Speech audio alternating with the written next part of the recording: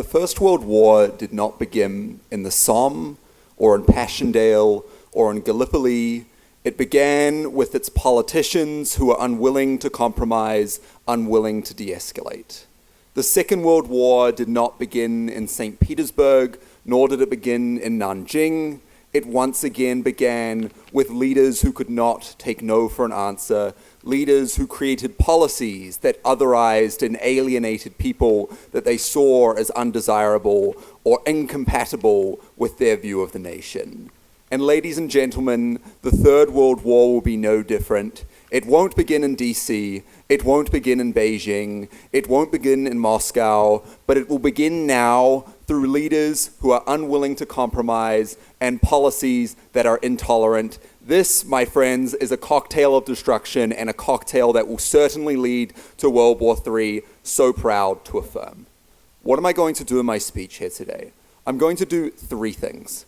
Firstly, I'm going to characterize to you why the current world situation leads to a higher probability of uncompromising leaders being elected or put into positions of power. Secondly, I'm then going to frame why uncompromising leaders ultimately lead to intolerant policies being enacted out. And then thirdly, I'll provide the substantive material and prove to you that why this combination will lead to a higher probability of war or World War III ultimately breaking out. Okay, let's firstly talk about why the current situation will lend itself to uncompromising leaders being more likely to be elected or more likely to be appointed. 4 reasons for you here today. Firstly, we tell you that the current situation, both economically and socially in many states of the world, are strife with domestic political issues. We tell you that wealth inequality is at its highest in recent history, and that late-stage capitalism continues to exacerbate inequalities, in which generations of people born all across the West, but also all across the world, are existing in a system of capitalism which they believe no longer values hard work, and in turn means that your own situations are dictated by the family that you had or the genetic lottery that you won, rather than the quality of your spirit or the hard work that you provide. Secondly, we tell you that the failure of the establishment center-left and center-right coalition governments, which generally exist in most functional democracies around the world, have failed to recognize these problems and failed to provide solutions that many populations find adequate. The lack of these solutions and the lack of digestible solutions that people can easily understand and easily provide them a sense of hope means that people turn to extremist leaders, either on the left or the right, who provide simpler solutions and are unwilling to compromise with an establishment that many populations now vilify as unwilling to stand for them and unwilling to change. Secondly, we tell you that the internet acts as a catalyst for it. We tell you that whether you're on TikTok, on Instagram, or on Facebook, echo chambers exist, which reinforce existing political or social ideas and exasperate them to the extent in which they are extreme, in which you are given straw mans of your opponents, in which your opponents are described as not people, as alien, as different from you, and people that you should not seek to cooperate and not seek to work with. Secondly, misinformation exists on social media, which leads to a distortion of basic facts. It now means that populations around the world lack a consensus of what is true or not. Many countries can't decide if their election was stolen or not. They can't decide if a certain country is a friend or not. And we tell you that when you are distorted on the level of basic facts, it means you're more willing to elect a leader who is unwilling to compromise and will stand with you on every issue, rather than try and compromise with people that you see as living in a fantasy world. Thirdly, we tell you that resource constraints through things like climate change will continue to exacerbate these problems as countries either face existential problems as they lose land to rising sea levels, or resource problems as resources such as oil are gradually depleted.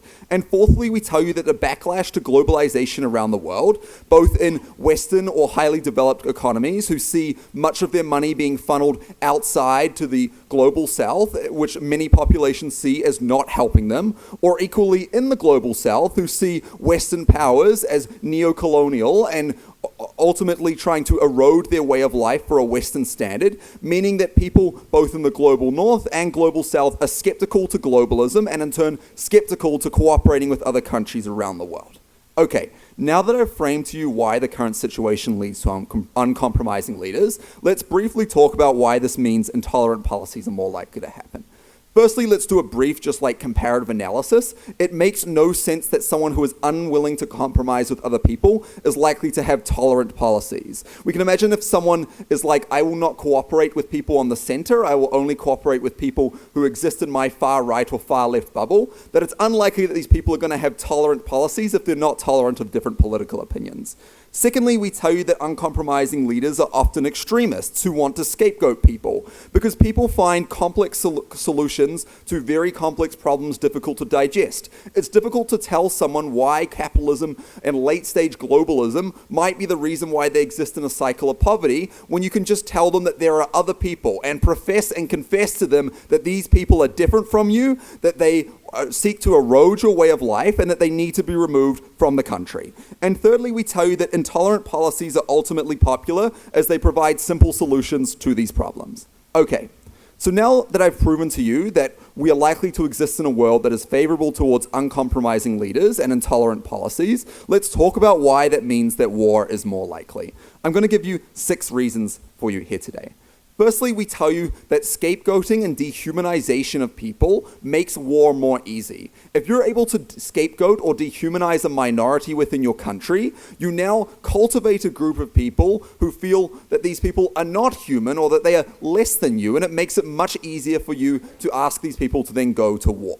Secondly, we tell you that dehumanization exists also through the internet, in which the access to war is at its global peak. You can go on Reddit, you can go on Instagram, and see people who document their lives in Gaza, who document their lives in Ukraine. War is no longer seen as something that is ultimately horrific and difficult to understand, but now something that we can access all the time and can easily be abstracted.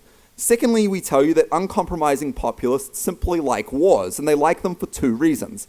Firstly, they help build public support. We understand that people typically rally around the flag in times of crisis, and this is good for an uncompromising leader who might be on the extreme and needs to build public support. But secondly, they help to disrupt democratic transitions and checks and balances, allowing people who may have autocratic or non-democratic tendencies to then be able to stay in power for longer.